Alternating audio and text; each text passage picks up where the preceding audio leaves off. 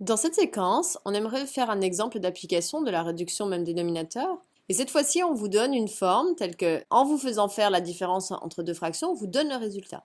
Donc c'est un moyen de pouvoir vérifier si vos calculs sont justes ou non. Faites une pause sur la vidéo, essayez de chercher tout seul et venez voir si vous avez juste.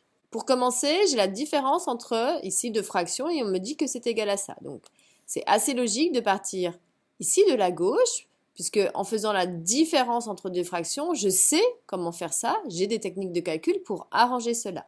Donc si on recopie, avant de vouloir tout de suite faire la différence entre les deux fractions, on va déjà essayer de simplifier cette deuxième fraction. Pourquoi? Il y a plein de choses, il y a une fraction ici, il y a une fraction ici, il y a un facteur. Donc toujours on essaye de simplifier avant de calculer. Comment simplifier?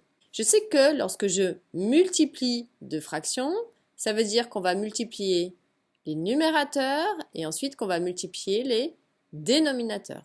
Donc on va recopier, on n'oublie pas toujours le premier élément, moins la suite, donc 20 fois z, 20z, divisé par 21 fois, attention, tout ça. Donc obligation de mettre des parenthèses. Si on continue, qu'est-ce qu'on peut faire? Au dénominateur, pour la deuxième, il peut encore se passer quelque chose. Parce que j'ai encore une fraction ici et j'ai encore un facteur de deux éléments. Donc naturellement, ici, on va développer. Je distribue celui-ci aux deux éléments.